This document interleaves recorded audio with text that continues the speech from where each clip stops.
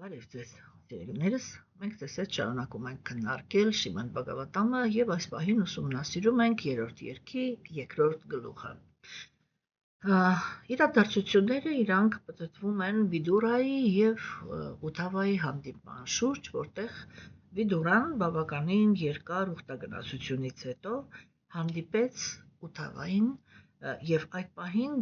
Գերագույն Աստծո ազնվորությունը Տեր Շիկլիշտան արդեն հեռացել էր մեր մոլորակից։ Վիդուրան ինքը սկսեց հարցեր տալ Ութավային, որովհետև Ութավան ինքը պետք է որ տեղյակ լիներ ընդհանրապես, թե ինչ իրադարձություններ են տեղի ունեցել եւ այդ իրադարձությունները իրենք կոպիտ ասած դեպի ուր են տարել, ինչ է կատարվել ընդհանրապես եւ մենք տեսնում ենք, որ Ութավան ինքը սկսեց պատասխանել։ Այս պահին ինքը ներկայացնում է, թե ինչպես է մաքուր նվիրյալը ընկալում Գերագույն Աստծո ազնվորության նյութական աշխարհում գործած գործերը եւ մենք տեսնում ենք, որ իրականում մաքուր նվիրյալները, երբ իրենք տեսնում են Գերագույն Աստծո ազնվորության արտահայտումները նյութական աշխարհում,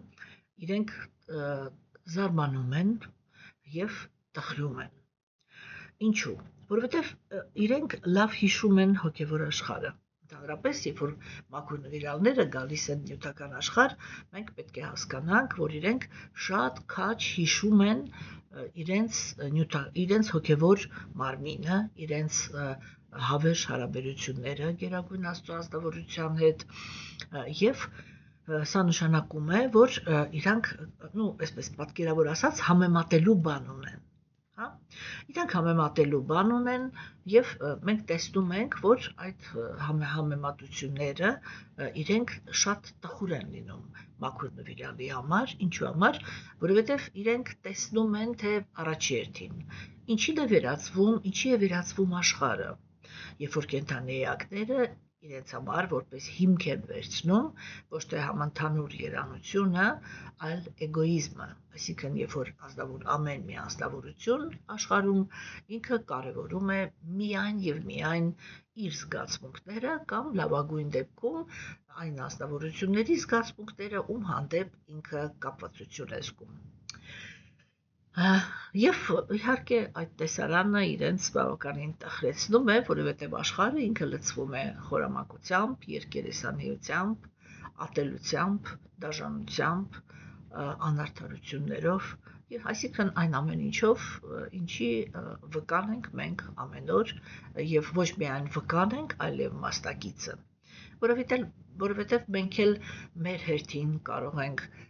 շատ դաժան լինել նույնիսկ մեր ամենամտերիմ մարդկանց հետ, չէ՞, մենք կարող ենք բռնանալ իրենց ցանկությունների վրա, կարող ենք շատ կոպիտ վարվել իրենց երազանքների հետ եւ այլն, այնպես չի էլի, որ եթե մենք իրանց չենք սպանում, ուրեմն մենք ընդհանրապես բռնություն չենք գործում կամ դաժանություն չենք կատարում։ Հատկապես աստվածամերժության դարաշրջանում ես կարծում եմ, որ հաշվել անգամ հնարավոր չի, թե ինչ քանակությամբ կենդանի էակներ են դարձել հենց ընտանեկան հարաբերությունների զոհը։ Երբ որ ընտանիքի անդամները դեմ են գնացել մարդու երազանքների շուրջ, երազանքներին հանդեպ կամ դեմ են գնացել նրա սիրո հանդեպ եւ այդպիսով կոտրել նրա սիրտը, կոտրել նրա, կարելի ասել կյանքի ուժը, նրա ոգևորությունը ապրելու, որովհետև դրանից հետո ինքը մի ամբողջ կյանք ապրում է երևույթների մեջ, որոնք ընդհանրապես իրան ոչ մի ուրախություն չեն պատճառում։ Եվ դա իրականում դաժանություն է, թեկուզ եւ ամեն մեկին թվում է, որ ինքը այդ պահին արտահայտում է իր սերը, որովհետեւ դիմացինը ինքը չի հասկանում ինչ է իր համար լավ, ինչ է իր համար վատ, եւ ընդ որում ես այստեղ միանգամից պետք է ասեմ, որ այնպես չի, որ դա միշտ ասենք ես հիմա խոսում եմ նրա մասին, որ միշտ եթե ասենք ընտանիքի անդամները փորձում են ինչ-որ մի բանից պաշտպանել իրենց ընտանիքի անդամին, միշտ չի, որ նրանք սխալ են, լինում են դեպքեր, երբ որ օբյեկտիվորեն իրապես իրանք փորձում են փրկել իրենց մտերիմին, որովհետև շատ դեպքերում կենդանիակը ինքը, երբ որ ինչ-որ մի ցանկություն ունի, ինքը կուրանում է այդ ցանկությունից, չէ, եւ իրականում դրանից հետո գործողությունները, որը ինքը կատարում է, կարող են շատ վատ ազդեցություն ունենալ ռեալ իր ճակատագրի վրա, բայց հաճախ նաև կան այնպիսի իրավիճակներ, երբ որ մարդը ուղղակի ինքը ինչ-որ իր պատկերացումներն ունի, թե իր ընտանիքի անդամը ինչպես պիտի անցկացնի իր կյանքը, չէ, եւ այդ իմաստով մենք կարողանում ենք տեսնել, որ շատ հաճախ իրապես բռնություն է գործադրվում եւ դա իրականում դաժանություն է։ Եվ այսպես, սիրելիներս, ուրեմն մաքուր նվիրալները իրենք այդպես են տեսնում հաստյութական աշխարհը եւ իհարկե այդ պարագայում շատ ավելանում է իրանց սերը Գերագույն Աստծո ազնվորության հանդեպ։ Ես նորից եմ կրկնում, որովհետեւ այդ պահին իրենք քաջ, տեղյակ հիշում են, թե ինչպիսին է հոգևոր աշխարհը, թե ինչպիսի երանության մեջ են, այսպես հայավարի ասեմ, էլի, թե ինչպիսի երանության մեջ են լող տալիս ընդհանրապես հոգևոր աշխարհում կենդանի էակները, չէ, եւ համապատասխան ուրեմն նրանց սերը այդտեղ շատ ավելանում է։ Երկրորդ հերթին մենք տեսնում ենք, որ մաքուր նվիրալները իրենք զարմանում են Գերագույն Աստծո ազնվորության խոնարհության վրա, որովհետև ինքը նյութական աշխարհում այսպես էլի մեծ համեստություն է ցուցաբերում եւ երբ որ ինքը հատկապես երբ որ մարմնավորվում է մարդկային ուրեմն հասարակության մեջ, ինքը շատ խիստ պահում է էտիկետը, հա, այսինքն ինքը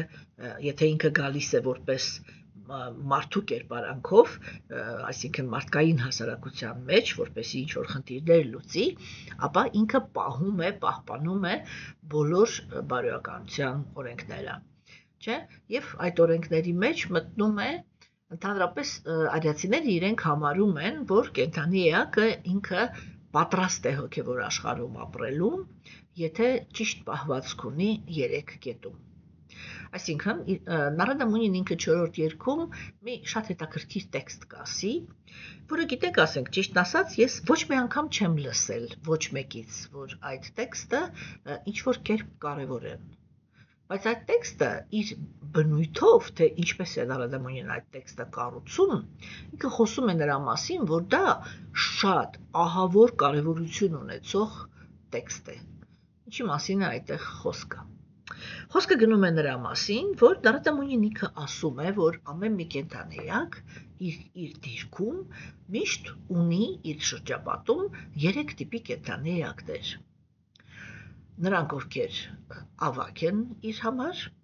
այսինքն զարգացման տեսանկյունից ավելի զարգացած են, հա, նրանք, ովքեր հավասար են իրեն, եւ նրանք, ովքեր իրենից փոքր են։ Նարադա Մունին ինքը ասում է, երբ ազնվորությունը ինքը տեսնում է իրանից ավելի բարձր դիրք ունեցող կենդանի էակի, ինքը պետք է ուրախանա։ Երբ ազնվորությունը ինքը տեսնում է, որ նա ում հետ ինքը գործ ունի, հավասար է իրեն իր հնարավորություններով, ինքը պետք է նրա հետ համագործակցի, կիսելով դաշտը։ Երբ ինքը տեսնում է, որ հանդիպել է իրենից ավելի ցածրին իր զարգացման աստիճանով, ինքը պետք է ուրեմն հոգատարություն ցուցաբերի։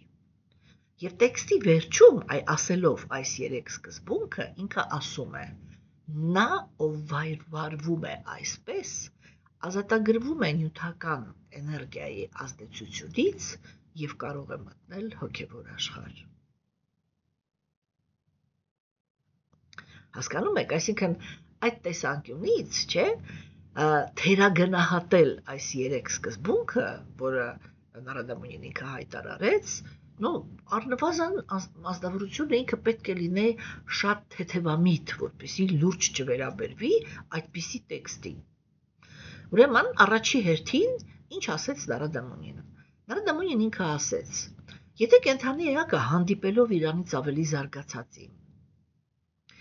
ուրախանալու փոխարեն լարվում է, նախանձում է այդ անձնավորությանը,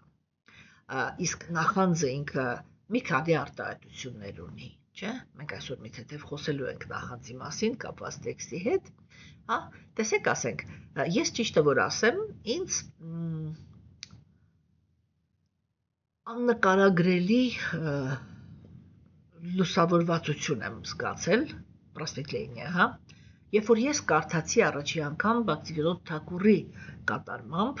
թե ինքը ինչպես սահմանեց, ինչ է նշանակում նախանձ։ Ինքը ասեց, երբ որ կենդանի էակը ինքը շատ լավ գնահատում է, որ գործ ունի մի անձնավորության հետ, ով իր զարգացման մեջ ավելի բարձր է, բայց ձևացնում է, որ դա այդպես չի, ինքը նախանձ է։ Հասկանում եք, որտեվ ես ասենք միշտ նախանձի թեման արիացիների գաղափարախոսության մեջ ինքը շատ հաճախ է հանդիպում, չէ, եւ այդ իմաստով ինձ համար միշտ շատ կարեւոր է եղել կարողանալ փոխանցել նախանձի հիմքը, նախանձի քոքը, հա, եւ այդ պատճառով, ասենք, դժվար է գերագնահատել, էլի, թե ասենք իրականում այդ նախանձի դերը ինքը ինչպեսի մեծ նշանակություն ունի կենդանեակի նյութական գոյության մեջ, չէ։ Եվ ասենք միշտ այդ ցանկացած բացատրություն, որը տրվում էր նախանձի գաղափարին, ինձ համար միշտ այդ վերջնականում մնում էր այդպիսին, էլի, որ չէ, էլի, սա մինչև վերջ բացատրություն չի։ Մինչև ես լսեցի Բաքսիվիրոդ Թակուրի բացատրությունը, ձևացնում է, որ այդպես չի, չէ, այսինքն առաջի ռեակցիան, որը ունենում է նախանձ կենդանեակը, երբ որ ինքը ֆիքսում է կամ նույնիսկ կասկածի տակ է դնում, որ այն ազնվորությունը, որին ինքը հանդիպել է, իմաստության տեսանկյունից իրանից ավելի բարձր է, չէ, ինքը լարվում է, ինչու համար, որովհետև երբ որ գալիս է իրանից ավելի բարձրը, դա նշանակում է, որ ինքը պետք է խոնարհ դիրք ընդունի, չէ։ Հիմա տեսեք, եթե ազնվորությունը ինքը մաքուր սիրտ ունի, ինքը ուրախանում է, այս է ասում Նարադան, եթե սիրտդ մաքուր է եւ դու հոգեվոր անձնավորություն ես, չէ, այսինքն զարգացող անձնավորություն ես, դեպի հոգու մաքրագործումը գնացող անձնավորություն ես, երբ որ դու հանդիպում ես քեզանից ավելի ուրեմն զարգացած կենդանի էակի, դու պետք է ուրախանաս։ Ինչու՞, որովհետև այդ անձնավորությունը ինքը եկել է քեզ զարգացնելու համար։ Չէ՞, հիմա ով է լարվում այդ գաղափարի, այդ երևույթից։ Չէ՞, ասկան ուրախանալու հակառակն է, չէ՞, եթե նախանձում է հակառակն է։ Այսինքն ոչ թե ուրախանում է, այլ հակառակը լարվում է։ Ինչու է լարվում։ Որովհետև ասենք մինչև այդ կարող է պատահի ինքն էր համարվում հեղինակություն։ Եվ կարող է այդ անձնավորությունը իրոք ինչ-որ մի մակարդակի վրա անկեղծ իրոք որակավորում ունի եւ իրոք հեղինակություն է։ Բայց ինքը իր զարգացումը կանգնացրել էր։ Այ հիմա, եթե ինքը ինչ-որ մի անկեղծություն է ունեցել, անպայման Գերագույն Աստծո անձնավորությունը ինչ-որ մի պահին մեզ ուղարկում է այն անձնավորությանը, որը նախատեսված է, որպեսզի մենք զարգանանք։ Հասկանում եք, չէ՞, եւ նահանձել այդպիսի անձնավորությանը, հա, այսինքն լարվել այդպիսի անձնավորության հայտ տվելու պահին, դա նշանակում է լինել նախանձողի։ Եվ դրանից հետո կենդանեակը ինքը ձևացնում է, որ այդ ավելի բարձր մակարդակ ունեցող անձնավորությունը ինքը ուղղակի այդտեղ չկա։ Հասկացաք, ինչի համար է ինքը դա անում, որպեսզի պահպանի իր հեղինակությունը։ Որովհետև եթե ինքը ընդունեց, չէ, որ ինքը եւ ասենք մեր ժամանակներում դա շատ հաճախ արտահայտվում է այսպես, որ անձնավորությունը ինքը կարող է օգտվի, իրականում օգտվի այդ իրենից ավելի զարգացած մարդու գիտելիքից, հա, բայց երբեք թույլ չտա, որպեսզի այսպես իր հետևորդները իմանան, որ ինքը օգտվում է այդ մարդուց։ Այսինքն այդ մարդու անունը երբեք չի տա ինքը։ Եվ սա նախանձի սիմպտոմ է։ Հասկանում եք։ Իրականում, երբ որ անձնավորությունը ինքը ունի իր մեջ այդպիսի նախանձ, ինքը իրապես չի կարող օգտվի, վերջնականում չի կարող օգտվի այդ մարդու, ուրեմն նա ումից որ ինքը վերցնում է այդ գիտելիքը, ինքը չի կարող այդ գիտելիքից օգտվի։ Եթե վիրավորանք է հասցրել, իսկ այդպիսի պահվածքը ինքը վիրավորանք է համարվում, արիացիները իրենք միշտ ունեին այդպիսի սովորություն, որ միշտ երբեք չեն թաքցնում, թե իրենց հոգևոր ուսուցիչը ով է կամ այսինքն ումից են իրենք ստանում գիտելիքը։ Եվ սա մաքուր սրտի սիմպտոմ է, կարևոր է իրականում մարդու համար։ Չէ՞, հիմա տեսեք սիրելիներս, ուրեմն եւ այբ որ ազնվորությունը ինքը հանդիպում է իրենից ավելի ավագին, չէ՞, ինքը պետք է ուրախանա։ Հիմա, երբ որ Գերագույն Աստծո ազնվորությունը գալիս է նյութական աշխարհ, մենք հասկանում ենք, չէ՞, որ հայտնվեց այն ազնվորությունը, որը ինքը բոլոր պարամետրերով ամենաբարձր դիրքում է գտնվում։ Չէ՞։ Եվ տեսեք, ասենք, եւ այո, նյութական աշխարհում գտնվում են կենդանի էակներ, որոնք իրենք ահավոր նախանձով են լցվում իր հանդեպ։ Օրինակ, երբ որ Տեր Կրիշնան ինքը եկել էր մարդկային հասարակության մեջ, չէ՞, շատերը իրեն շատ չէին սիրում, ինչու համար, որովհետև ինքը ահավոր գեղեցիկ էր։ Այդ գեղեցկության հետ միասին ահավոր ուժեղ էր։ Հա, օրինակ ես երկար ժամանակ չէի կարողանում համատեղեի այդ երկու բանը։ Ասենք ես միշտ մտածում եմ, հենց որ մենք ասում ենք ուժեղ, չէ, նյութական աշխարհում մենք միանգամից պատկերացնում ենք այսպես պարապած մարմին, զարգացած մկաններ, եսիմինչ, իսկ երբ որ ներկայացվում է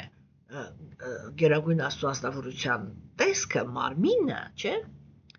իր ամեն ինչը նկարագրվում է արիացիների կողմից որպես նրբության մարմնավորում։ Այսինքն, որ ինքը, այսպես էլ ինչ-որ մի հատ եթերային մարմին ունի,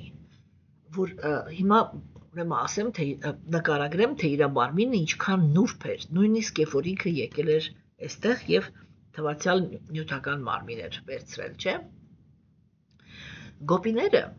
երբ որ Տեր Կրիշնան ընկերների հետ փոքրիկ ուրեմն հորթուկներին վերցրած, փոքր տարիքում էլի, երբ որ այդ հորթուկներին վերցրած գնում էին անտառ, որպեսզի արածացնեն, գոպիները իր հետևից նայում էին իր ոտնաթաթերի նրբությանը, նրանք ովքեր որ եղել են Վրինդավանում, իրանք շատ լավ գիտեն, թե այնտեղի ավազը ինքը ինչ նրբություն ունի։ Հա, ու այնքան մանր է այնտեղի ավազը, որ այսպես էլի բամբակի նման փափուկ է։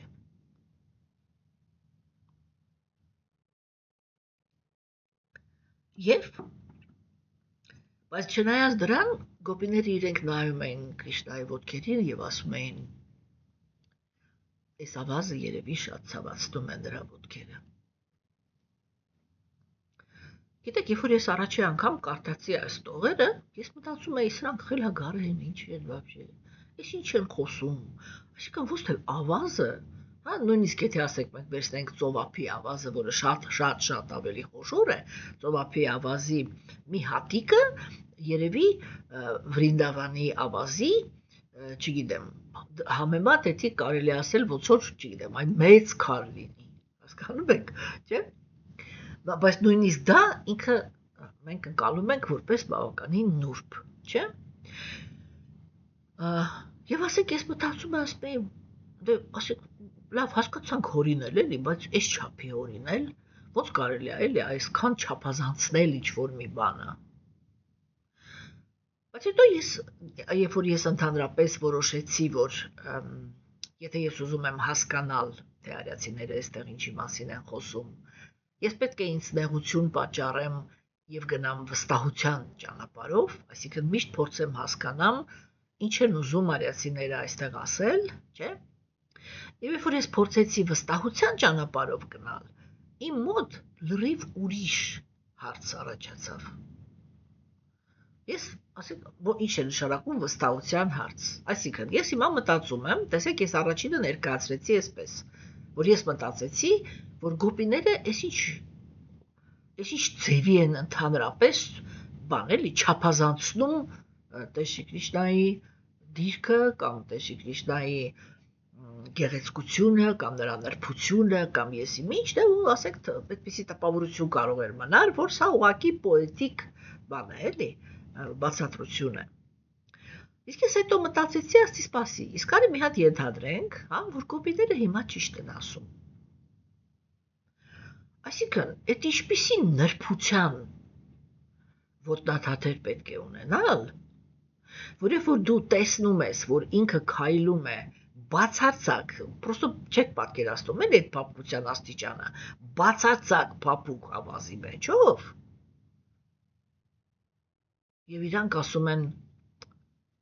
այդ ավազը կարող է իր ոտնաթաթերը ցավացնի, որովհետև շատ կոպիտ է իր համար։ Հիմա ինչքան ուզում եք ձեր երևակայությունը լարեք եւ փորձեք պատկերացնել, թե դա ինչ նրբություն է, եթե իրոք ասենք այնպես է, ինչպես որ գոպիները ներկայացնում էին։ Հասկանում եք։ Եվ այո, մենք տեսնում ենք, որ նույնիսկ Վյասադևան, տղամարդիկ, Շուկադևը Գոսվամին, քանի անգամ մենք ձեզ հետ տեսանք, չէ՞, Վյասադևան ինքը ներկայացնելով, թե ինչպես ասկամ տղամարդիկ էին խոսում նրա մասին, թե ինչքան նուրբ եւ ինչքան գեղեցիկ էր Գերագույն Աստծո անձնավորությունը։ Եվ հիմա դրա հետ միասին բոլորը գիտեին, թե ինչ ահավոր ուժեղ է ինքը։ Բոլորը գիտեին, որ ինքը անհաղթելի է։ Եվ դրա համար է, որ մենք դա Բhagavad Gita-ով քննարկել ենք, չէ՞։ Եվ դրա համար է, որ երբ որ Կուրուքշետրայի ճակատամարտը պիտի տեղի ունենար, որտեղ Դուրյոդանան, այսինքն այդ մասարկությունների մանրավորումը անպայման պիտի սպանվեր, այսինքն ինչ էր ուզում Տեր Շրիշտան ցույց տար, հիմա ինքը համընդհանուր վայելքի սկզբունքն է։ Եվ ինքը ամեն ինչ արեց, որպեսզի Դուրյոդանան ուղակի հանգիստ թողնի արիացիների կայսրության գահը։ Դուրյոդանան ասեց ոչ, ես եմ իշխելու։ Այսինքն կրոնականության դաշտում բանսարկություններն են իշխելու եւ իմ հայրը, այսինքն հոգեվոր տեսանկյունից կույր ազնվորությունը։ Սա չի նշանակում, որ Դուրյոդանան ինքը փորձ կատարեց արիացիների քաղաքակրթությունը վերածել նրան այն ինչ որ հիմա կա։ Հայրը իրենց համարում են քրիստոնյա։ Եթե այն ինչ որ համարում է իրան քրիստոնյա, դա է քրիստոնյան, ուրեմն ես պրոստո ասելու բան չունեմ։ Հասկանում եք։ Կամ ասենք, չգիտեմ, թուրքը համարում է իրան մուսուլման։ Այ եթե մուսուլմանությունը ինքը այդ դա է, ինչ որ իրանք են հասկանում մուսուլմանության տակ, չէ՞, ուրեմն ես էլի ոչ մի բան չունեմ ասելու։ Այդ ձևական կրոնը։ Հասկանում եք, երբ որ մարդը ինքը իրեն համարում է ինչ որ մի հատ կրոնականության բան,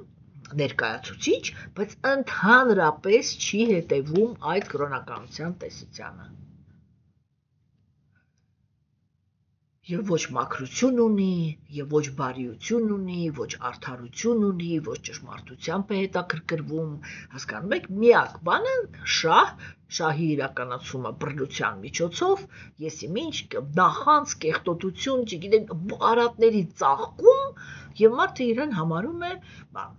այդ կրոնի ներկայացուցիչ։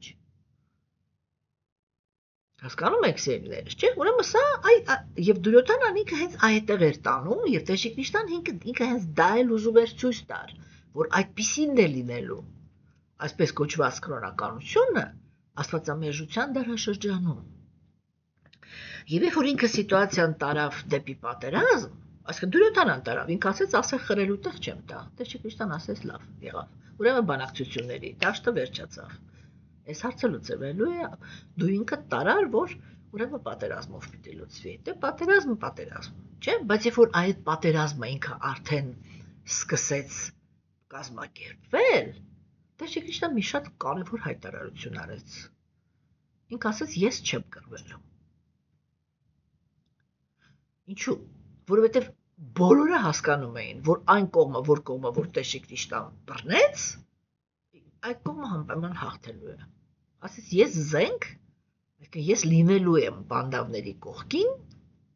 բայց զենք չեմ վերցնել ձեռքս։ Դուրյոթանան, պատկերավոր ասած, պարում էր ուրախությունից, երբ որ ինքը դա իմացավ։ Դեռ ավելին, ինքը ասեց Դուրյոթանային եւ Արգյունային, ասեց դուք ընտրեք։ Ես ինչ-որ մեկի կողմից կլինեմ, բայց զենք չեմ վերցնի։ Մյուսին ես պատրաստ եմ տամ իմ զորքը։ Ինչ եք ուզում։ Մենք այդ էպիզոդը արդեն քննարկել ենք, չէ՞ ձեզ հետ, որ Արգյունան ինքը վախեցած, երբ որ իրանք մտան այդ բանի մեջ, շատյոր, այդ պալատկայի մեջ, էլի, պատերազմի դաշտում, հա, Արգյունան ինքը շատ վախենում էր, որ Դուրյոթանան կարող է ընտրի Կրիշնային, իսկ Դուրյոթանան հակառակը վախենում էր, որ Արգյունան կարող է ընտրի ուրեմն բանակը, ինչ որտեվ Արգյունային Տեսի Կրիշնան էր հետաքրքրում, իսկ Դուրյոթանային նրա ուժը, հա, եւ երբ որ իրանք մտան, Տեսի Կրիշնան ինքը այսպես կիսա ննջած վիճակում էր, հանգստանում էր, հա, երբ որ ինքը ձայն լսեց, ինքը աչքերը բացեց, եւ այնտեղ այդպեսի, եթե հիշում եք, այդպեսի էպիզոդ կար, չէ՞, որ Դուրյոթանան որպես տես կորոզ անստավորություն, ինքը Տեսի Կրիշնայի ոտքերի մոտ չկանգնեց, բարձրացավ գնաց, այսպես շրջացեց, գնաց նրան գլխի մոտ կանգնեց, իսկ Արգյունան ինքը խոնարհ կանգնեց Տեսի Կրիշնայի ոտքերի մոտ։ Եվ երբ որ Կրիշնան ինքը աչքերը բացեց, ինքը առաջինը տեսավ Արգյունային, եւ ինքը ասեց, որովհետեւ առաջինը ես քեզ տեսա, դու որոշի։ Եվ Արգյունան ասեց, իհարկե, ես ուզում եմ, որ դու լինես իմ հետ։ Հա, Դուրյոթանան պարելով ասեց, «Սյո, ես հաղթեցի Կրիշնայի, ուրեմն Կրիշնան ինքը զենք չի վերցնում, սա նշանակում է, որ այդ անհաղթելի ուժը չի գործելու, իր բանակներ ինձ տվեց։ Ուրա! Հասկացաք, չէ՞։ Ավելին, Տեսի Կրիշնան ասեց, ես կդառնամ քո կառապանը։ Հասկանում եք, չէ՞։ Եվ այդտեղ հենց իմաստը դա էր։ Այդ կարգը ինքը հետագայում ասվում է, որ դա կենդանիակի նյութական մարմինն է։ Արգյունան ինքը հոգին էր, որը նստած էր այդ կարգի մեջ։ Իր կարգը ուներ 5 ձի, դա 5 գործող զգայարաններն են։ Եվ Տեսի Կրիշնան ինքը նստեց որպես կառապան։ Հա, եւ ինքը խոսում էր դրա մասին, որ հոգեվոր մարդու զգայարանները պետք է ենթարկվեն Աստծուն, երբ որ կա այդ հանգամանքը, կա հաղթանակը նյութական աշխարհի վրա։ Հա, եւ ուրեմն, սիրելիներս, չէ, այդ տեսանկյունից Տեսի Կրիշնան ինքը հենց այդպես էր նկարագրվում, որ ինքը ահավոր նուրբ մարմին ուներ, բայց եւ աննկարագրելի հզոր էր։ Եվ այն մի կողմից բոլորը եւ կանայք եւ տղամարդիկ, երբ որ նայում էին նրա գեղեցկությանը, Էվրասմա լեզուները կապեր են գնում, հա, բայց մյուս կողմից տղամարդիկ իրանք շատ լավ հասկանում էին, թե Տեսի Կրիշնան ինքը ինչքան ուժեղ է։ Որովհետև այդ նույն կամսակոչվածը, որին Տեսի Կրիշնան ինքը սպանեց այդ նյութական գիտակցությունը, չէ, ինքը մեծահասակ ազնվորություն էր, իսկ Կրիշնան այդ ժամանակ ընդամենը 12-13 տարեկան երեխա էր։ Հա, եւ ինքը ուղղակի մի բռունցքի հարվածով կամսային սպանեց։ Երբ որ այդ նույն կամսայի հախից ոչ մեկ չէր կարողանում գար։ Հասկանում եք, չէ՞։ Այսինքն բոլորը նրա ուժը գիտեին։ Բոլորը տեսնում էին նրա հարստությունը։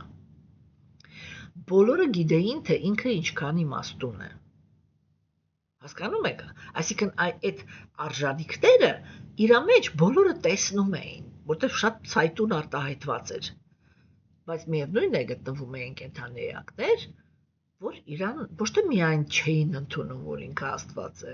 այլ ընդհանրապես մենք անցյալ անգամ քննարկեցինք Շիշուպալային, չէ՞։ Այլ ընդհակառակը էլի ասենք, այ Շիշուպալան ինքը եթե հիշում եք, Տեսի Կրիշնան ինքը խոսք տվեց, ասեց ես 108 վիրավորանք իրանից կդիմանամ, 109-րդը հենց որ ասեց, կպատժեմ։ Հա, հասկանում եք, չէ՞։ Իսկ Շիշուպալան ինքը անասելի վիրավորանքներ էր հասցնում, ինքը այնպիսի այլանդակություններ էր ասում Տեսի Կրիշնային, որ ուղղակի այդպես էլ բոլորը զարմանում էին, թե ինչպես է Տեսի Կրիշնան դա համբերում, չէ՞։ Եվ հիմա Ութավան ինքը այդ իր տպավորությունների մասին է խոսում։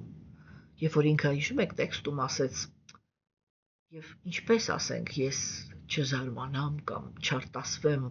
երբ որ ես տեսնում եմ, որ ինքը գերագույն տերը խեղճացած կանգնում էր Ուգրասենայի առաջ, եւ ասում էր հիմա ես քեզ ինչ-որ բան աչոտ կտամ, հա, ինչ-որ մի հարցի շուրջ խոնարհաբար քեզ կներկայացնեմ, թե ինչպես են գործերն ընթանում այս կամ այն բանում։ Հասկանում եք, եւ այո, Տեր Քրիստոսն ինքը այդ էտիկետը ինքը ցույց էր տալիս։ Հասկանում եք, եւ ինքը հոգեվոր աշխարհում այդ էտիկետը շատ գեղեցիկ ձևով իրականացվում է։ Հիմա երկրորդը դա հավասարներն են, չէ՞։ Հավասարներն են, որտեղ ասենք անձնավորությունները իրանք պետք է իրար հետ կիսեն դաշտը։ Հա? Եվ ինչ ասեց Դանադամունին։ Ինքը այնց այդպես էլ ասեց, երբ որ կենթանիակը ինքը հանդիպում է իրեն հավասարին, չէ՞։ Ուրեմն պետք է կենթանիակը պիտի հասկանա, որ ճակատագրով իր կյանք է եկել հիմա այսպես կամ օգնական, այսինքն օրինակի համար ես չեմ կարողանում ինչ-որ մի խնդիր լուծեմ, չէ՞։ Եվ եթե ես բարեպաշտ եմ, այսինքն հոգևոր կյանքում բարեպաշտության պաշար ունեմ, կուտակած, չէ՞, անպայման գերագույն Աստծո ազնվորությունը ինձ ձեռք կմեկնի։ Ինչպես է ինքը այդ ձեռքը մեկնում։ Ինքը ուղարկում է իմ մոտ ինձ հավասարին, որը գալիս է ասում է. ես քո համար թիկունք կդառնամ, ուսուսի տանք իրար հետ այս գործը լուծենք։ Հասկանում եք, տեսեք, երբ որ կենթանիակները իրանք չեն կարողանում հավասարին ընդունել, իսկ ինչու չեն կարողանում, որովհետև երբ որ հիմքը, ներքին հիմքը դա կրքերն են, չէ, դա անմիջապես նշանակում է, որ կենթանիակը ինքը ագահ է։ Հա, իսկ ինչ է նշանակում ագահություն, որ ինքը պատրաստ չի արդյունքը կիսել։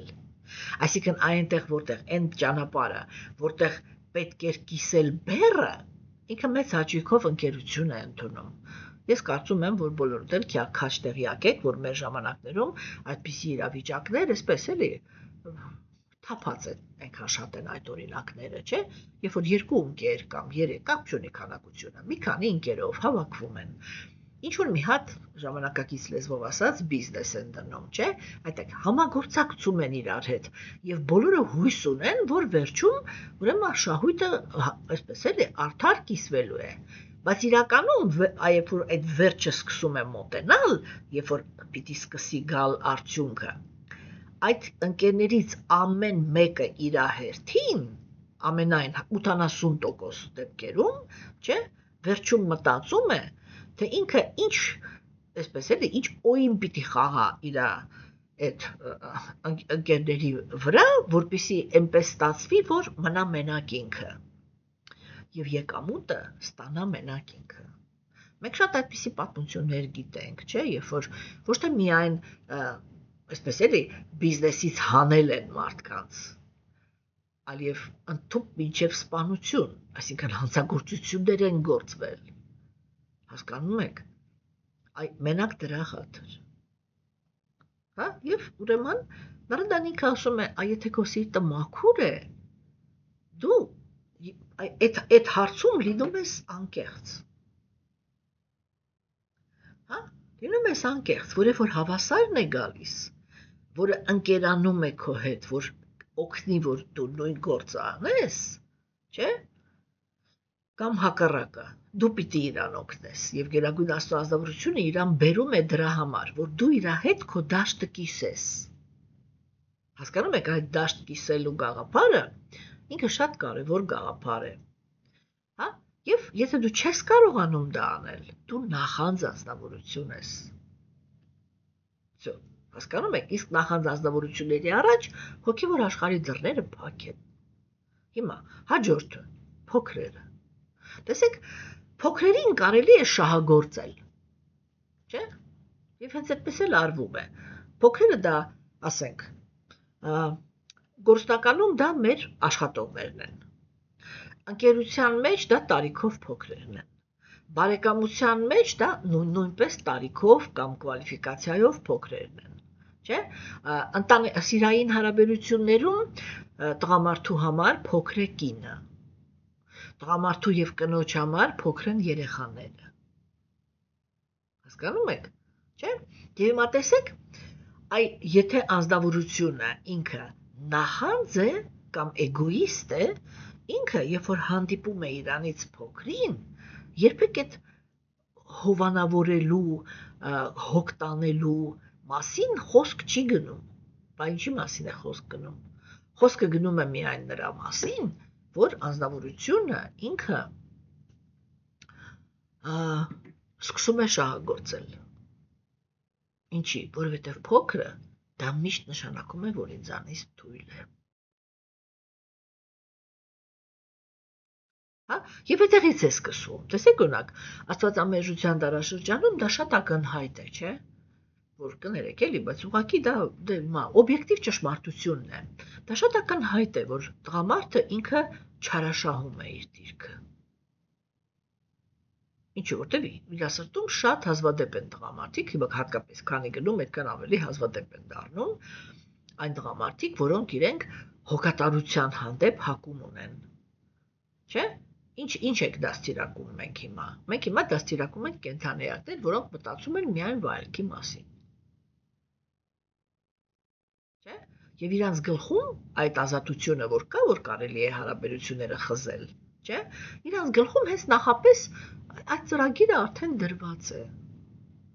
Որն է այդ ծրագիրը, որ հենց որ վայելքս պակասեց կբաժանվեմ։ Որտեւ ինչի հիմքի վրա են բաժանվում։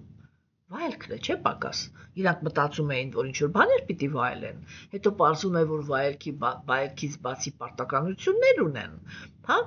Այդ պարտականությունները կատարելու ոչ մի տրամադրություն չունեն։ Եվ անմիջապես հենց որ վայելքը ավարտվեց, գնում են բաժանման։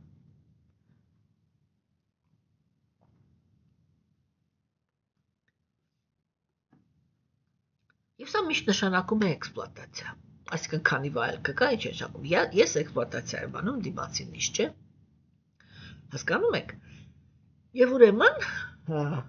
երբ որ մեծը ինքը փոխարեն հոգ տանի էքսպլուատացիայի է ենթարկում, այսինքն բռնանում է, կոպիտ է, հա, դժբախտացնում է, օգտագործում է,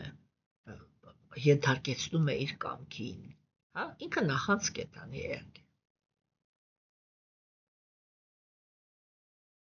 Հասկանում եք։ Սա են ասում արիացիները։ Եվ նվիրալները իրանք այսպիսին են տեսնում նյութական աշխարհը։ Հիմա, եթե փոքրերը իրանք որակավորում չունեն, իրանք հերքում են մեծահասակին, այսինքն նրան, ով որ կարող էր հոգ տանել։ Կամ այսպես են անում, եթե հիմա ասենք մեր ժամանակով վերցնենք, չէ՞, մեծահասակի ֆինանսական օգնությունը ընդունում են, խորհուրդները ոչ։ Կամ ընդհանրապես մոտիկ չեն թողնում, որպեսզի մեծահասակը ինչ-որ մասնակցություն ունենա իրենց կյանքում։ Այստեղ մենք արդեն մեծ ենք, մենք արդեն կարող ենք ինքներս որոշենք, եսի մի ինչ չէ, եւ գնում տարբեր պատերի գլուխները տալիս են, հետո հենց որ վատանում են, մեծահասակին հիշում են։ Հասկանում եք, այս ամեն ինչը էդի կրքերի տգիտության գոյավիճակի մեջ, այսպես է փող կենթանիակների կենցաղն է։ Հիմա Այութավան ինքը դա էր, դրա մասին էր խոսում։ Եվ այսպես պատմելով, Ութավան ինքը սկսեց հիշել, թե Գերագույն Աստվածնավորությունը ինչ գործողություններ է կատարել։ Երեք մենք ձեզ հետ քննարկեցինք Պուտանայի պատմությունը, շատ թեթև ենք քննարկել, պիտի հասկացվի, որտեղ դա իրականում խորը անալիզ է, մենք պատրաստ ենք լինելու լսել 10-րդ երգում, հա, դեռ ճանապարհ ունենք անցնելու։ Հասկանում եք, սիրելիներ, չէ՞, եւ ասենք տեսեք, այստեղ մենք կարողանում ենք հասկանալ, որ հիմա Ութավան հիշում է եւ մենք երեք ձեզ հետ խոսեցինք, որ Պուտանան ինքը կեղծ հոգեվոր ուսուցչի մարմնավորումն է, չէ՞։ Խոսեցինք նրա մասին, որ կեղծ ուսուցիչը ինքը հենց այդպես է ներկայանում, որ ինքը արտաքինից տպավորություն է թողնում, որ ինքը բարգավաճության աստվածուհի է, այսինքն որ ինքը եկել է մեզ բարիք բերելու, բայց իրականում եկել է թունավորելու մեր հոգևոր կյանքը։ Չէ՞։ Հիմա եւ Տեր Շիկրիշտան ինքը ցույց տվեց, որ եթե կենթանի էակի մեջ, իր հոգևոր զարգացման մեջ արդեն ծնվել է այդ համընդհանուր երանության գաղափարի շուրջ լուրջ վերաբերմունքը կամ լուրջ աշխատանքը, ապա այդ սկզբունքը ինքը այդ կեղծ ուսուցչի ամբողջ թույնը ի վիճակի է խմել եւ ոչնչացնել այդպիսի ուսուցչի։ Հասկանում եք, չէ՞։ Ես այդտեղ ուրեմն վերեցի Մաքսիմիլիան Թագորի հենց այդ նույն գրքում, որտեղ ինքը այդ ամեն ինչը բացատրում է, վերեցի նրա վերջում տրված մի փոքր բացատրությունը, որտեղ ինքը ոնց որ դիմում է բարիության։ Ինքը խոսեց նրա մասին, որ կեղծ ուսուցիչները իրենք միևնույնն է ուզեն թե չուզեն կրկնում են Գերագույն Աստծո ազնվորության սուրբ անունները, նրանք փառաբանում են Աստծուն եւ այդ փառաբանելու ընթացքում Աստծո գործողությունները իրենք այնպիսի ուժ ունեն, որ նրանք ովքեր լսում են, նրանք ովքեր գովերգում են, բոլորը բարձրանում են իրանց, բոլորը զարգացում են ունենում։ Ինչքան էլ ուզում է զարգացած լինեն, ամեն անգամ պատմելուց նորից ինչ որ մի մակարդակի ամեն ինչը ավելի ու ավելի է բարձրանում, չէ՞, որտեղ իրականում Գերագույն Աստծո ազնվորությունը ինքը անսահման ազնվորություն է եւ կենդանիակը երբեք չի կարող ասել, որ ինքը հասել է սահմանին հասկացողության մեջ Գերագույն Աստծո ազնվորության բնության եւ դրա համար ինչքան էլ ուզում է ինքը ինքնաիրականացված լինի, ինչքան էլ ուզում է կոպիտ ասած Աստծո գիրկը նստած լինի, չէ, ինքը միևնույնն է միշտ տեղեր ունի, որտեղ ինքը կարող է ավելի ու ավելի խորը հասկանալ Գերագույն Աստծո ազնվորությունը։ Եվ ուրեմն դրա համար Մաքսիմիլիան Թագորը ինքը ասեց մի քիչ փափուկ եղեք իրանց հանդեպ, որտեղ իրանք այնքան կխոսան Աստծո մասին, միջև կմաքրագործվեն եւ կարող է վերջում իրոք դառնան իրական հոգեվոր ուսուցիչներ։ Հիմա սիրելիներս, չէ՞, ուրեմն հաջորդ քայլով մենք այսօր հիմա կկարդանք Ութավայի հաջորդ տեքստերը եւ կփորձենք ձեզ հետ քննարկել։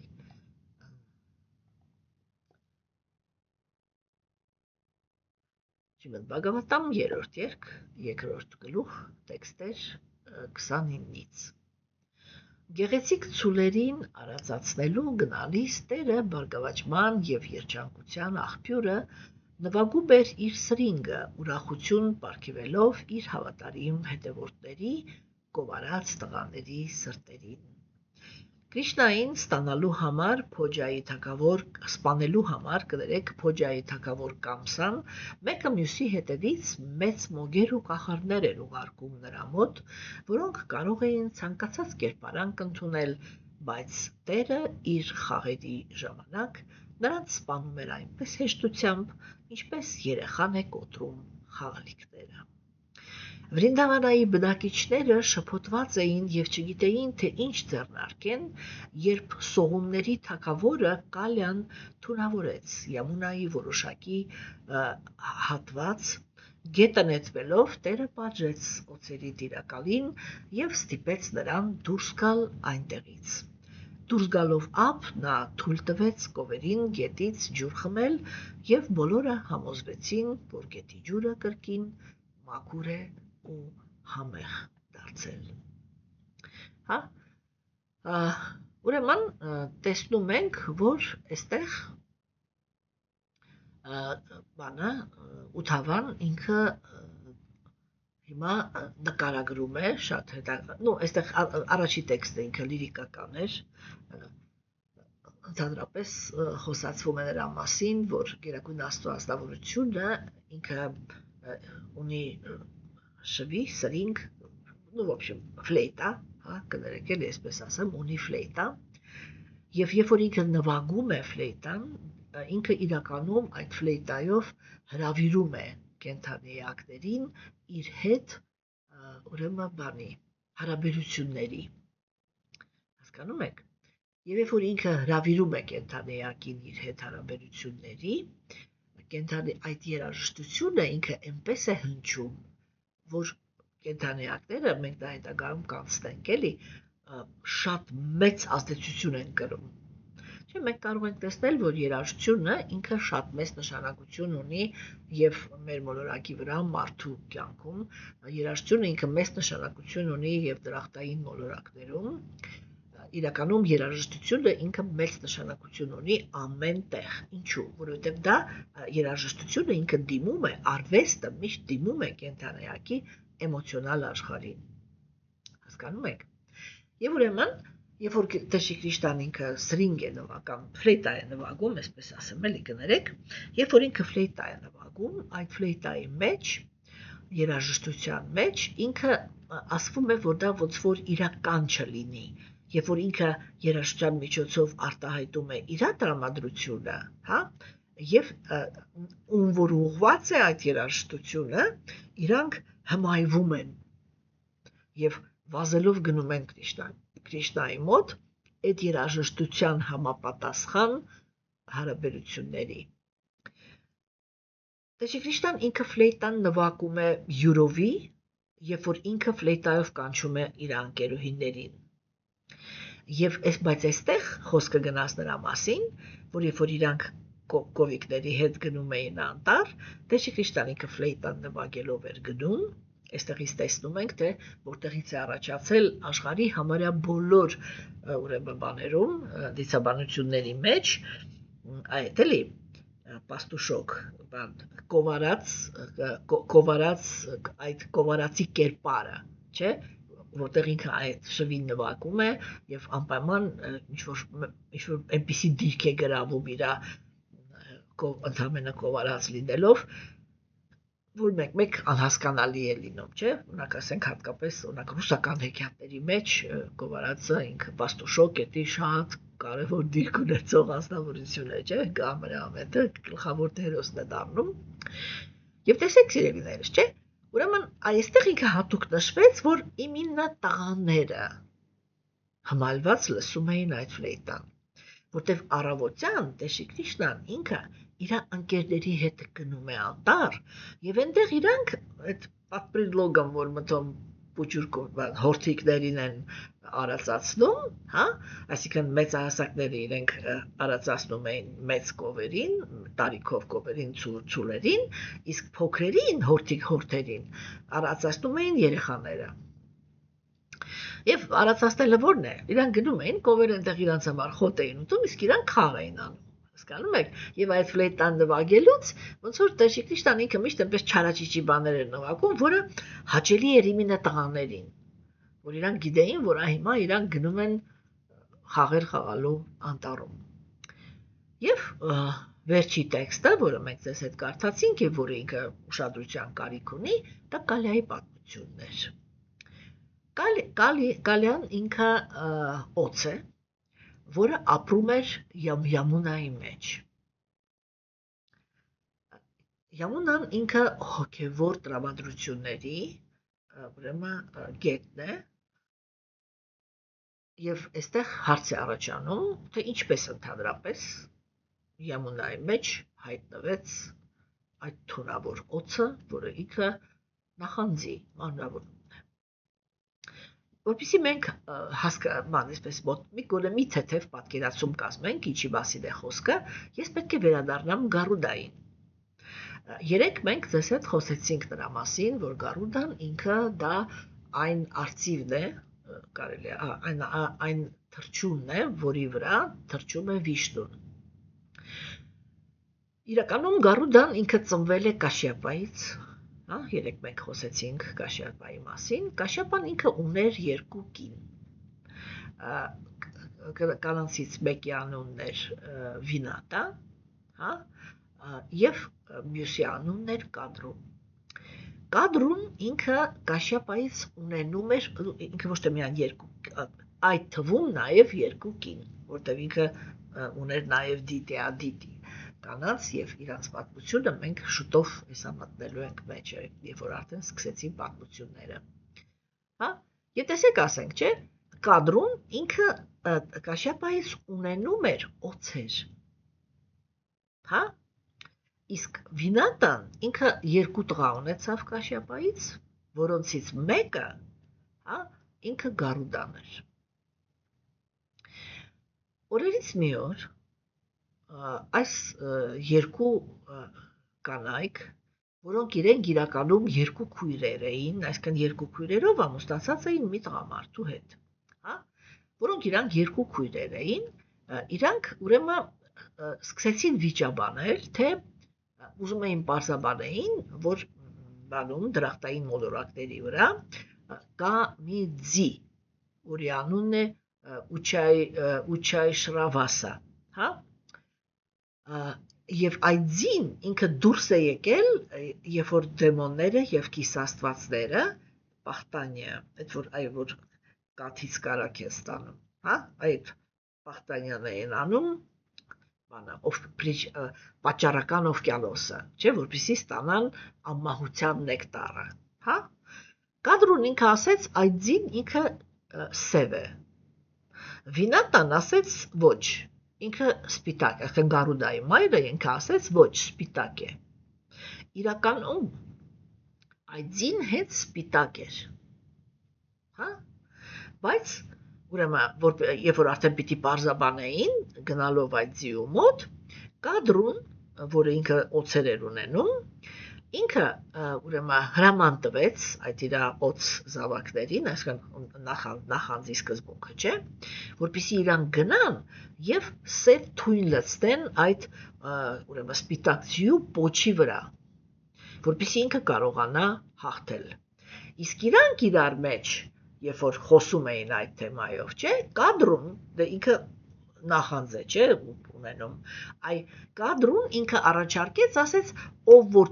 որ պարտվեց, նա դառնում է մյուսի ծառան, ստրուկը, կներեք, ռաբինյա, հա, հասկանում եք, և տեսեք, ասենք, այստեղ, այդ հոգի, տեսեք, իրանք երկու քույրեր են, չէ, և դա նշանակում է, որ իրանք հավասար են, դա նշանակում է, որ իրանք պիտի իրար հետ համագործակցեն, բայց եթե կա նախանձը, արդեն համագործակցությունը չի ստացվում, այսինքն կադրուն, եթե ինքը այդպիսի բան առաջարկեց, դա նշանակում է, որ կադրուն ինքը միշտ ուզեցել է, որպեսզի Վինատան ինքը ստրուկի նման ենթարկվի իրեն, և հասկանում եք, չէ, որ սա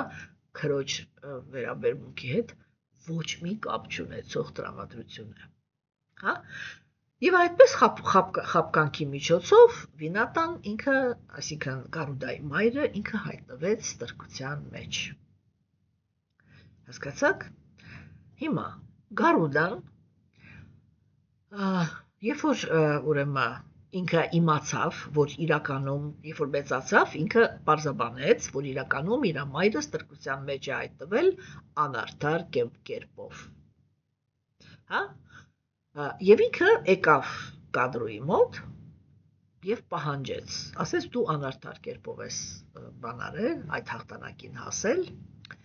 ուրեմն ես պահանջում եմ, որ դու ազատություն տաս և իմ մորը և բնականաբար իր երեխաներին, այդ ժամանակ օծերը, այսինքն կադրուն և իր երեխաները,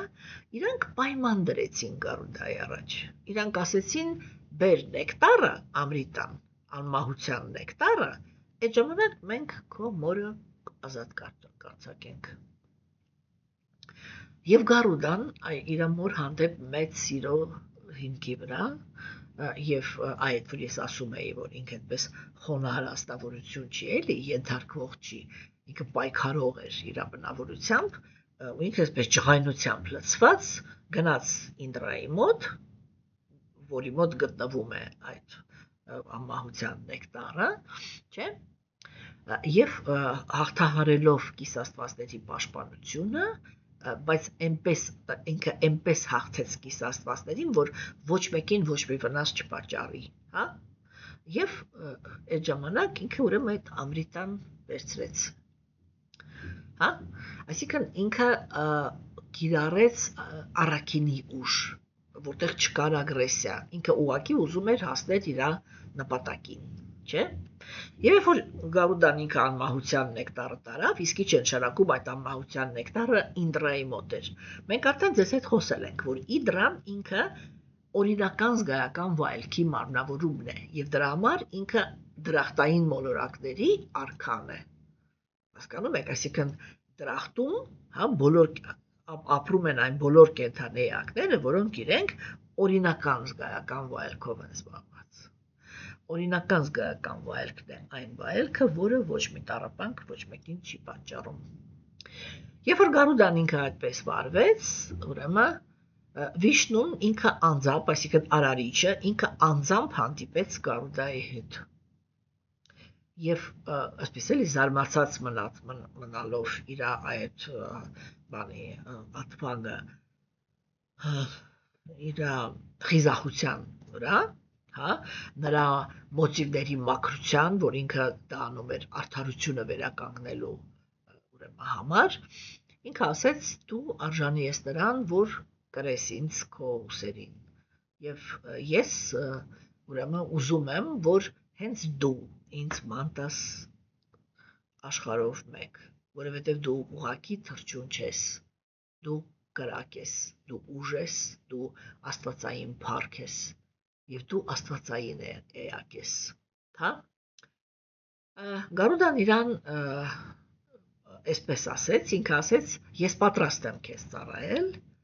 բայց մի ցանկություն ունեմ, որտեղ մինչև այդ ինքը համարվում էր ստրուկի երեխա, չէ, ասեց, բայց մի ցանկություն ունեմ, թույլ տուր, որպեսզի ես միշտ մնամ ազատ, այլ ոչ թե քո ստրուկը։ Հասկացաք։ Եվ Վիշնուն ինքը Արարիչը ինքը այդ պայմանը ընդունեց։ Եվ այդ ժամանակվանից Գարուդան ինքը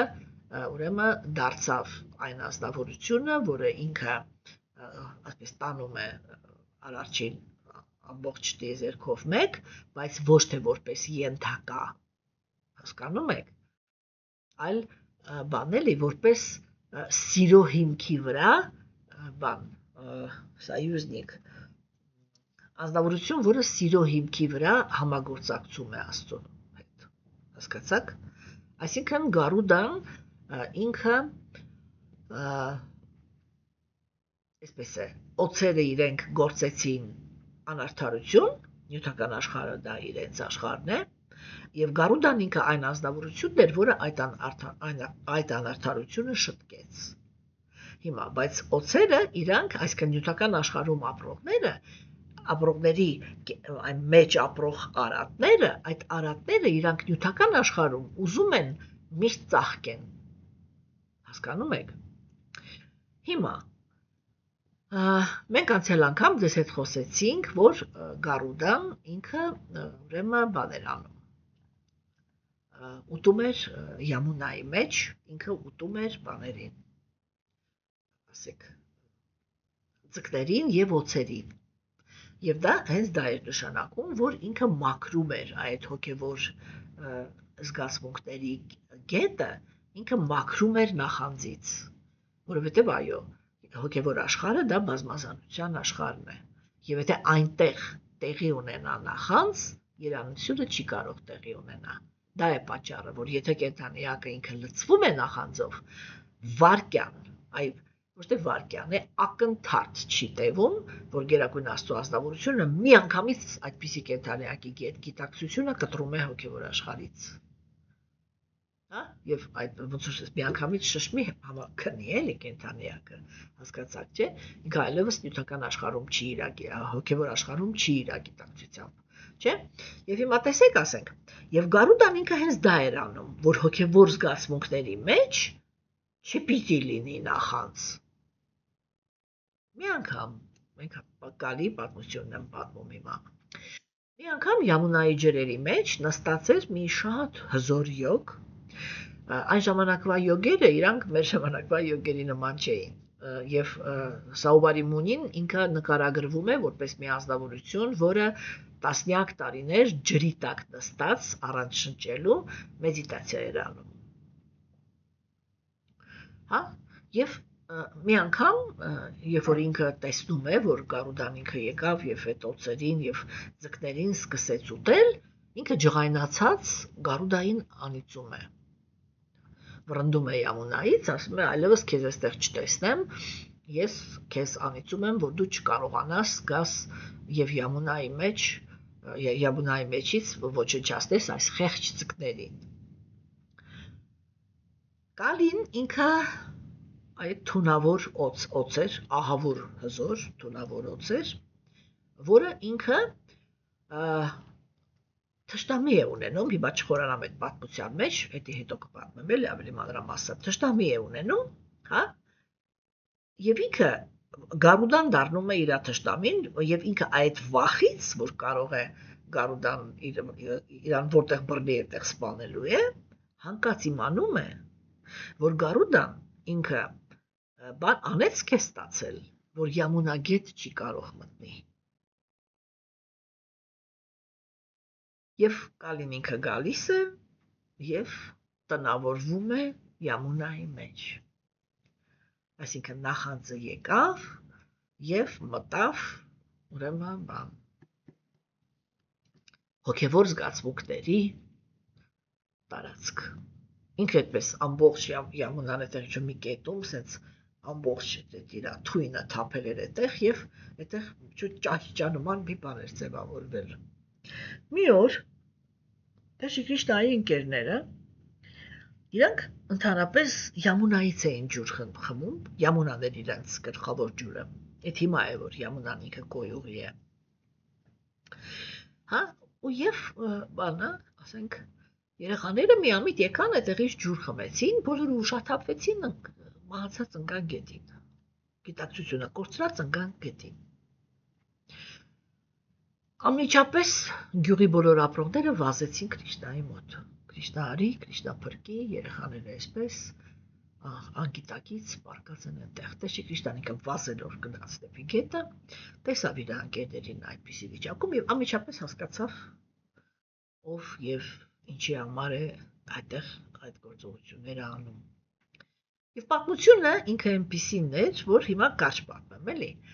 Տեր Կրիշնան ինքը անմիջապես նետվեց Յամունայի ջրերի մեջ եւ իրա եւ Կալիի միջեւ, այսինքն այդ համընդհանուր երանության սկզբունքը եկավ պայքարելու հոգեվոր զգացմունքների մեջ մտած նախանձի հետ։ Կալին ինքը օգտագործեց իր ամբողջ հզորությունը, որպեսզի կարողանա Տեր Կրիշնային սպանի։ Սակայն ինչքան ավելի շատ ինքը փորձում էր Տեր Կրիշնային սպաներ,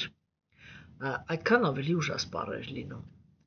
Եվ եկավ մի պահ, երբ որ Կրիշնան ինքը դուրս պրծավ Յամունայից, ինքը ասես իրան փաթաթում էր եւ փորձում էր ջարդեր, խեղդեր, իսկ Տեր Կրիշնան ինքը այնպես էր դիմադրում, որ իր ամբողջ մարմինը բանի Կալի այսպես ձգվում էր եւ իրացում էր, հեսա ինքը կտրակի այդ բանով էլ այդ օղակներով ինչով որ ինքը փաթաթել էր Կրիշնային եւ ինքը այդպես դուրս է բրծնում այդ օղակների մեջ եւ թռնում է Կալիի գլխին։ Ինքը բազմագլխանի օծ է լինում, էլի։ Ինքը թռնում է այդ Կալիի գլխին եւ սկսում է մի գլխից թռնել մյուս գլուխը։ Մի գլխի վրայից թռնել մյուս գլուխը։ Այդտեղ շատ հետաքրքիր էպիզոդ կա։ Ես հասկանում եմ, որ ինքը հիմա ձեզ համար էմոցիոնալ տեսանկյունից ոչինչ չի տա։ Լավ, չասեմ, որտեղ ոչ էլ իմաստ ունի, կներեք։ Հա, հիմա տեսեք, ուրեմն իմաստի տեսանկյունից ինչ արեց Տեր Կրիշնան։ Բալարամանը, որ ինքը իր եղբայրը, երբ որ նայում էր, ինքը հանկարծ հասկացավ, որ Կրիշնան սկսել է ուղղակի այս Կալի օծի գլխի վրա պարել։ Մեկ թռնում է այս գլխի վրա, մեկ թռնում է այն գլխի վրա, մեկ մյուսի վրա, մեկ հետո նորից այնտեղ այսպես գլուխների վրա թռնելով պարում է։ Բայց իրականում ինչ էր անում Տեր Կրիշնան, երբ որ ինքը թռնում էր ինչ-որ մի գլխի վրա, չէ, այդ գլուխը ասես տափակացնում էր, կպցնում էր հողին, իրանք դեռ ջրի մեջ են։ Երկարանում էր գլուխը, ասես հողին էր ընկնում, չէ։ Եվ իրանց առաջ փռված էր Վրինդավանը, այսինքն այդ հոգևոր երանության ամենաինտենսիվ ռեգիոնի տարածքը։ Այդ Վրինդավանը ինքը հիմա այդ ժամանակ էդի նյութական աշխարհում էր կատարվում այդ իրադարձությունները, չէ։ Եվ ինչ հասկացավ Բալարաման։ Ասվում է, որ ամեն անգամ, երբ որ Տեր Կրիշնան ինքը կանգնում էր ինչ-որ մի ոտքի վրա, այս որ գետնին էր գտնում, Կալիի բերանից բան թույն էր դուրս գալիս։ Հա։ Եվ Բալարաման ինքը հասկացավ, որ Կրիշնան հիմա ստիպում է, որպեսզի Կալին, այսինքն նախանձը, խոնարհվի Վրինդավանին։ Այսինքն ասած ամեն գլուխը ասես գետնին տալով, ոնց որ ստացվում էր ինքը գլուխը խոնարհեց Վրինդավանի առաջ, գլուխը խոնարհեց Վրինդավանի առաջ, հա։ ու այդ խոնարհումները իրանք սկսեցին Կալիին մաքրել ու իր մեջից սկսեց այդ ամբողջ թույնը դուրս գալ, հա? Ну, վերջնականում, երբ որ այդ թույնը վերջացավ, հա, Կալին հասավ այն սահմանին, որ արդեն հեսա միատել եթե այդպես աներ, ինքը ուղղակի մարմին կթողներ, կմահանար։ Եվ այդտեղ խառնվում են գործի մեջ Կալիի կանայք, որոնք իրանք իրականում Աստծո նվիրալներն էին։ Եվ իրանք խնդրում են Տեր Քրիստոսին եւ ասում են, խնդրում ենք, կյանք պարգևիր իրան մի սպանի։ Եվ սա շատ հետաքրքիր կետ է։ Տեսեք, բոլոր արատների մարմնավորումներին, այսինքն այդ բոլոր դեմոններին, եւ Տեր Քրիստոսն եւ Բալարաման անխտիր բոլորին սպանեցին։ Բայց Կալիին Քրիստոսն կյանք պարգևեց։ Ինքը ասեց, ինքը ինչ ասեց, ինքը ասեց ուրեմն երեխաներիդ ընտանիքդ վերցնում ես ու այստեղից հեռանում։ Սա քո ապրելավայրը չի։ Եվ վերջ։ Ինչ ասեց Քրիստոսն։ Այսինքն ինքը ասեց. այն մնացած բոլոր արատները կարող են լինել ոչնչացված, բայց բոլոր արատները իրանք ծնվում են նախանձից։ Կենդանեակը վերաբերվելու ազատություն ունի։ Եվ դրա համար է, որ Տեր Քրիստոսն ինքը նախանձի մարմնավորմանը չսպանեց։ Ինքը ասեց կենդանեակը միշտ ընտրություն ունի սիրել թե նախանձել։ Եվ դա իր ազատությունն է։ Եվ իր այդ ազատությունը ես իր ձեռքից երբեք չեմ խլի։ Կենդանեակը միշտ հնարավորություն ունի ընտրել սիրել թե նախանձել։ Բայց եթե ինքը ընտրեց նախանձելը, հոգևոր աշխարհում ինքը չի կարող ապրել։ Այս է նշանակում այդ Կալիի հետ ամբողջ պատմությունը։ Եվ Ութավան ինքը դա հասկանում էր։ Հասկանում եք? Եվ դրանից հետո, երբ որ ուրեմն Կալին իր ընտանիքի հետ միասին աքսորվեց Վրինդավանից, Տեր Քրիստոսն ինքը, նո ասի, Յամունան ինքը բան է, չէ՞, այսպես հոսող է, ինքը երբ որ դե շարունակում է հոսել, ինքը այդ ծաղթույն մոյն հավաքեց տարավ, հա, եւ Տեր Քրիստոսն ինքը թույլ տվեց, որպեսզի կովերը այդ ջրից խմեն։ Եվ երբ որ կովերը հանգիստ մոտեցան եւ սկսեցին խմել այդ ջրից, բոլորը հասկացան, որ Յամունայի ջրերը մաքուր են։ Այսինքն հոգևոր զգացմունքները, հոգևոր զգացմունքների հոսքը նախանձից մաքրվեց։ Տղաները իրանք ուշքի եկան, հա, եւ տեսեք ինքը իմինը ում էր թունավորել, իմինը ովքեր թունավորվեցին, Տեր Քրիստոսի ընկերները, այսինքն այդ ընկերականության վերաբերմունքը։ Նախանձը ինքը անմիջապես սպանում է ընկերականությունը, այդ որ կենդանեակը ինքը զգում է, որ Գերագույն Աստծո անձնավորությունը իր ընկերն է։ Հասկանում եք։ Եվ ուրեմն Ութավան ինքը գիտակցում էր, թե իրականում այդ պատմությունը ինքը ինչի մասին էր, չէ՞, եւ դրա համար ինքը արտասանեց այդ տեքստը, եւ ինձ մնաց միայն, որ ես ասեմ, որ ինքը Կալիի անունը ինքը արդեն խոսում է դրա մասին, որ Կալին ինքը, այսպես է էլի, Կալի բառը ինքը իր որպես հիմք դա կալա բառն է։ Կալան ինքը սովորաբար սանսկրիտով նշանակում է ժամանակ, բայց եւ նշանակում է սև, եւ նշանակում է թույն, եւ նշանակում է разрушение, էլի ավիրվածություններ։ Հա?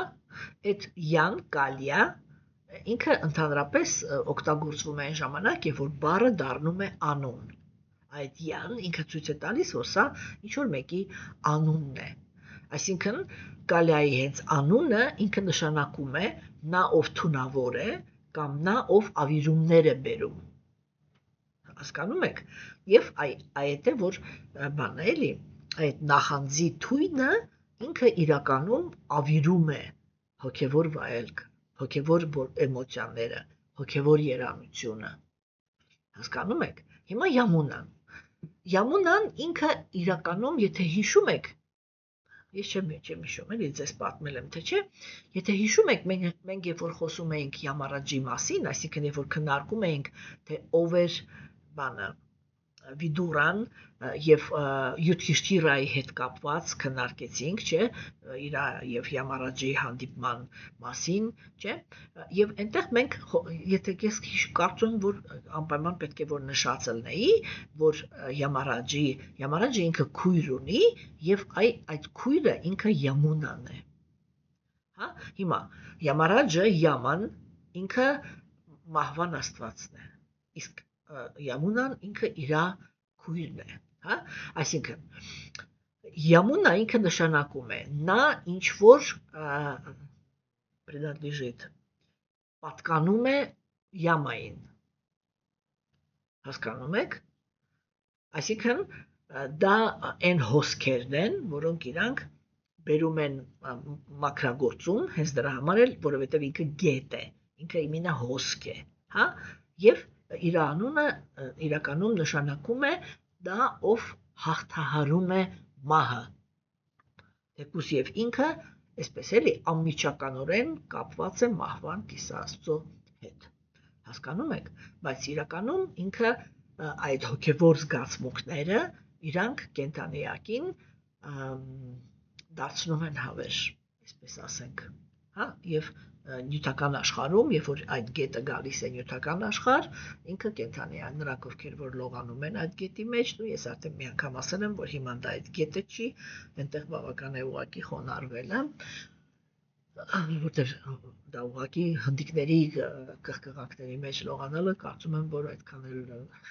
բան էլի, ինչ որ ես իմ ինչ տվող չի, հույսով եմ, հա,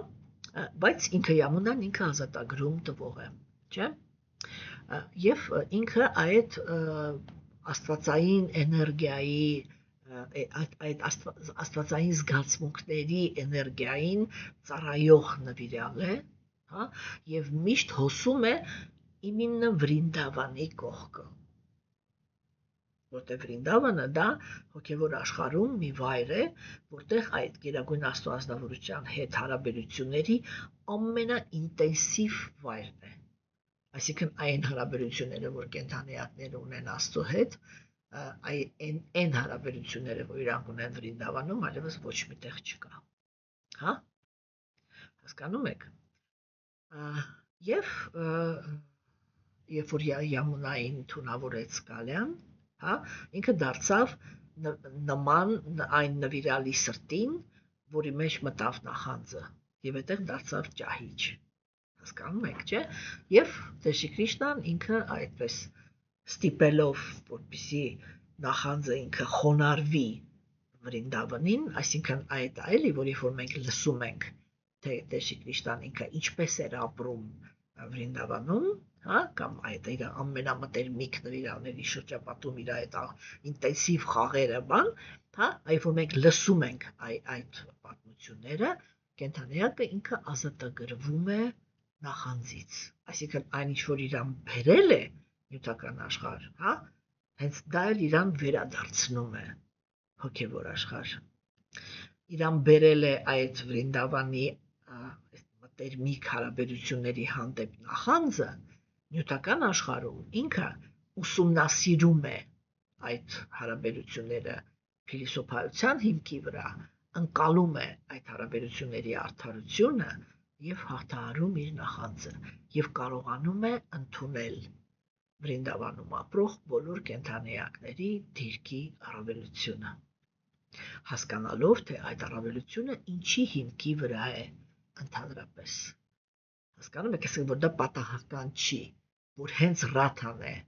Տեր Կրիշնայի սիրեցյալը, կամ հենց մայր Յաշոդան է, որ ինքը ընդունում է իրան որպես մայր։ Ինքը այդ ամեն ինչը, երբ որ արդեն կտրվում է, հա, ինքը ինչ-որ բան չի հասկացել, չէ՞, այսինքն հոպ, всё, գիտելիքի պակասը դարձավ պատճառ, չէ՞, ինքը ինչ-որ մի բանը սխալ գնահատեց։ Ինքը ընկավ նյութական աշխարհ։ Եվ Տեր Քրիշնան վերջում, հոգևոր կյանքի վերջում տալիս է այդ գիտելիքը հոգևոր աշխարհի ամենաինտենսիվ ռեգիոնի հարաբերությունների հոգեբանությունը։ Եվ այդտեղ կենդանիակը ինքը սկսում է հասկանալ, թե ինչի վրա է հենված Գերագույն Աստծո ընտրությունը, ինչու է հենց Ռաթան Ռաթա, ինչու է Յաշոդան Յաշոդա, ինչու են իրանք գրավում այդ տեղերը, հասկանում եք։ Եվ այդ խնդիրը լուծելով կենդանիակը ինքը վերջնական ազատվում է նախանձից եւ վերադառնում է հոգևոր աշխարհ։ Սա է իրական հոգևոր ճանապարհի այդ ամբողջ բանը, հասկանում եք, ամբողջ այդ ատելությունից մինչև մաքուր սեր անցնելու ճանապարհը։ Ես մի անգամ քննարկել եմ ձեզ հետ, որ իրականում, երբ որ կրոնականության մեջ վերանում են հոգևոր աշխարհի մասին գիտելիքը, հա, դա կենդանի էակների ատելության եւ նրանց նախանձի արտահայտումն է, թե իրանք ինչքան չեն ուզում ընդհանրապես իմանալ, որ Գերագույն Աստծո անձնավորությունը ունի իր կյանքը վայելքով լի։ Եվ ուրեմն նա ինչը որ դարձել էր նյութական աշխարհ ընկնելու պատճառ, հենց դա էլ դառնում է նյութական աշխարհից դուրս գալու հիմք։ Այսինքն հոգևոր աշխարհի ամենաինտենսիվ ռեգիոնի հարաբերությունների հասկացողությունը։ Սա է արիացիների պատկերացումը։ Հասկանում եք, եւ ըստ արիացիների ստացվում է այդպես, որ եթե կրոնականությունը ինքը չունի գիտելիք հոգու մասին, չունի գիտելիք հոգևոր աշխարհի մասին, չունի գիտելիք Աստծո մասին, բացի նրանից, որ Աստված արարիչ է եւ հզոր եւ արդար, եւ մեկ-մեկ էլ բարի, իսկ մեկ-մեկ անիծող եւ այլն, հասկանում եք, եւ այդ ամեն ինչը մենք հիմա արդեն այս բարձրությունից հասկանում ենք, չէ՞, որ ինչքան հեշտ է ընդհանրապես հասկանալ, թե որ կրոնականության տեսությունը ինքը ինչ թուլություն ունի, ինչ պակաս ունի եւ իրականում ինչ ճանապարհ կարող է անցկացնել։ Չէ՞։ Եվ այդ տեսանկյունից մենք հիմա նորից կարող ենք, ես նորից դա ասելու եմ, որ մենք կարողանում ենք հասկանալ Հիսուսի տեղն ու դիրքը։ Որովհետև Հիսուսը ինքը արարչի հանդեպ հարստացրեց այն նրանով, ինչ որ արիացիները կոչում են ռասա, այսինքն հարաբերություն։ Մինչև այդ Գերագույն Աստծո անձնավորությունը ինքը անձեռնամխելի բան, հարգանք, հզորություն, արդարություն, պատիժ, եսիմինչ, բան, վախեցի, ճորտես, ծառայես, չգիտեմ, ես, չէ՞։ Ինքը եկավ ասեց ոչ։ Ինքը հայր է, իսկ դուք զավակներ։ Տեսեք, ինչքան տաքություն մտցրեց, չէ՞ միանգամից։ Եվ դրա համար իհարկե, այո, եթե մենք վերցնում ենք բոլոր կրոնականությունները, ապա ինքը էսպես է։ Այս, հիմա չթվարկեմ ամեն մեկի տեղը, քրիստոնեությունը եւ բակտին, որի մեջ արդեն ավելացան հարաբերությունները Աստծո հետ։ Եւ դրա համար է, որ ես ասում եմ, որ իրականում Հիսուսը ինքը ահռելի հեղափոխություն է արել եւ խորքային, թե ինքը ընդհանրապես ինչ է բերել, ինչին է նախապատրաստել մարդկությանը, չէ՞։ Էդի անգնահատ դրան ինչ որ այսպես գնահատական տալ, էդի հնարավոր չի։ Որտեւ այդ ինչ որ ինքը արել է, դա անգին է հասկացողի համար։ Թե ինքը ընդհանրապես այդ ինչ գաղափարներ մցրեց ընդհանրապես կրոնականություն, երբ որ արդեն կրոնականության դաշտում դարձել էր ամայի, որովհետև հետանոսության մեջ սեր գաղափարը, մաքուր սեր գաղափարը վերացել էր։ Այլևս ոչ մեկ չէր հիշում, որ Աստված սեր է, որ Աստված հոգատար է, հասկանում եք։ Եվ եթե մենք նայում ենք նույնիսկ այդ դիցաբանությունը, չէ՞, մենք տեսնում ենք, որ կիսաստվածները իրանք ներկայացվում են որպես անձնավորություններ, որոնք այսօր կարող են բավարարված լինել, վաղը կարող են ջղայնացած լինել, այսօր կարող են, ասենք, ինչ-որ մի բան աշխատի, որ իրանք ինչ-որ մի բան համաձայնվեն անեն, մյուս օրը կարող են չանեն, ինչ-որ շատ կապրիզնի, ինչ մաքուր սեր, ինչ եսի մի ինչ, չէ, բոլոր տեղերում կիսաստվածները իրանք ներկայացվում են որպես անձնավորություններ, ովքեր այո, հիմք են ունեցել տրփանքը եւ սեռական հարաբերությունների մեջ էլ մտել մարդկանց հետ։ Երեխաներ են ունեցել կանանցից։ Հասկանում եք, իսկ Հիսուսը երբ որ եկավ, ինքը ասեց, ինքը միայն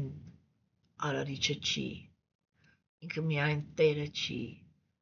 իրան միայն ենթարկվելը չի, հա? Ինքը մենակ պատժողը չի, ինքը հայրն է եւ բոլորին սիրում է։ Հա, բայց տեսեք, ասենք, ինչ արեցին, ասենք, բաները, հռոմեացիները եւ հրեաները։ Բռնեցին Հիսուսին, խաչեցին, ինչ ցույց տվեցին։ Այդե եթե սեր է, թող հիմա պաշտպանի։ Ինչ պաշտպանեց։ Այդ դու ասում ես Աստված, դու հանդգնեցիր, ասես, որ Աստված սեր է, հիմա դրա համար պատասխան կտաս, այդ ինչ ասեցիր։ Հասկանում եք, չէ՞։ Եվ դա արդեն ուրիշ խոսակցություն է, թե ինչու համար դա տեղի ունեցավ, բայց մենք կարողանում ենք հասկանալ, որ գերագույն Աստծո ազնվորություն, դա շատ նման է այն պատմությանը, որը մենք շուտով կգնայենք, երբ որ հիշում եք, ես արդեն մի թեթև պատմել եմ, կարծեմ Նարասիմ հայ բանին էր, երևի YouTube չեմ գցել։ Ես մի թեթև պատմել եմ այդ պատմությունը, որ երբ որ անհրաժեշտություն կար դեմոններից մեկին պատժելու, ոչնչացնելու եւ կիսաստվածները եկան Աստծուց, այսինքն առաքինիները եկան Աստծուց պաշտպանություն խնդրելու, ինքը ասեց, ինքը ճգնություններ է կատարել եւ այն դիրքը, որը ունի, ինքը հիմա դրան արժանի է։ Ես չեմ կարող հենց այդպես գալ ու խլել իր ձեռքից։ Ինքը սա վաստակել է։ Հա? Բայց ես կարող եմ ուրիշ բան անեմ։ Ես իր մոտ կուղարկեմ իմ մաքուր նվիրալին, ինքը կսկսի նրան վիրավորել եւ որ ինքը սկսեց նրան վիրավորել, ինքը իր ամբողջ բարեպաշտությունը կայրի։ Երբ որ այդ բարեպաշտությունը այրվեց, ես կգամ եւ իրան կոչնչացնեմ։ Հասկանում եք, այսինքն Աստվածամերժության դարաշրջանում Գերագույն Աստծո ազնվորությունը թույլ է տալիս, որպիսի մաքուր նվիրալներին նեղացնեն, եւ որ ինքը արդեն որոշում է, որ այդ տարածքում կամ այդ մարդկանց կամ այդ մարդուն, հա, ինչ-որ վերջնական վերջնագիր է ներկայացնելու, այսինքն ոչնչացնելու է երևույթը։ Եվ այդ ժամանակ միշտ տեղի է ունենում Աստվածամերժության դարաշրջանում այդ իրականությունը, որ սրբերի եւ անկեղծ հոգեվոր մարդկանց վրա ձեռք է բարձրացնում։ Այ ոնց որ խելագարված լինեն, էլի։ Հասկանում եք։ Եվ ուրեմն սա էլ այսօրվա մեր թեման, հույսով եմ, որ ձեզ համար հետաքրքիր էր, եւ ստեսություն ձեզ մինչև վաղը։